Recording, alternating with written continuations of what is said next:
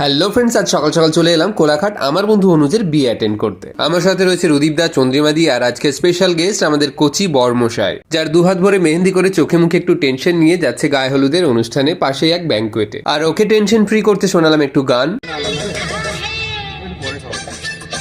এরপরে সবাই করে নিলাম সুন্দর একটু ব্রেকফাস্ট, কারণ পেট শান্ত থাকলে মন তো শান্ত থাকবেই। আর এই পুচকে গেছে অশান্ত হয়ে, কারণ ওকে কেউ অ্যাটেনশন দিচ্ছে না, সব অ্যাটেনশন আজ এই বরের দিকে। এখন চলছে গায়ে হলুদের আগে বেশ কিছু রিচুয়ালস, যেখানে বাড়ির সব বড়রা ওকে আশীর্বাদ করবে। প্রথমে হবু শ্বশুরের আঙুল চেটে খেয়ে নিল একটু দই, সেই দেখে পড়ে গেল পাড়ায় খুব হইচই। সেটা দেখতে দর্শকও এসেছিল অনেক, তার মধ্যে আমিও একজন। এরপর বাড়ির সব মহিলারা মিলে ওকে নিয়ে করলো গায়ে হলুদের আগে একটু গান।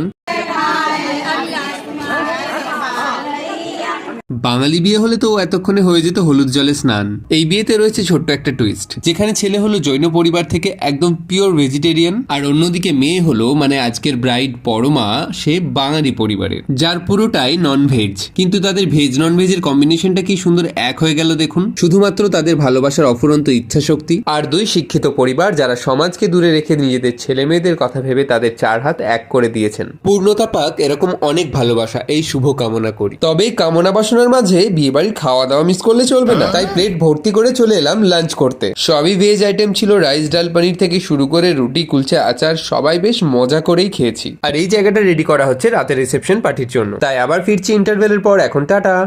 A few moments later.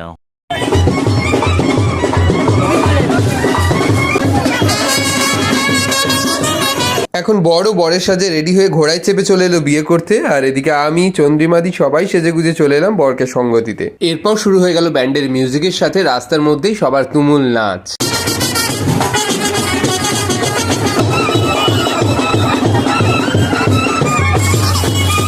और डांस के साथ कभी कभी नोटकी बारिश भी हो रहा था। এরপর শ্বশুর মশাইয়ের হাতে বরণ পর্ব সেরে আমাদের হিরো এখন ওয়েট করছে হিরোইনের এন্ট্রির জন্য। আর বলতে বলতে পুরো দীপিকার মতো এন্ট্রি নিয়ে চলে এলো আমাদের আজকের হিরোইন। আর আমাদের হিরো কিছু কম যায় না, পুরো শাহরুখ খানের মতোই তাকে আগলে রেখেছে। এখন আমাদের কাজ এখানে প্রায় শেষ, তাই চটপট গিফট পর্ব সেরে কিছু ভালো মুহূর্ত ক্যাপচার করে চলে এলাম ডিনার করতে।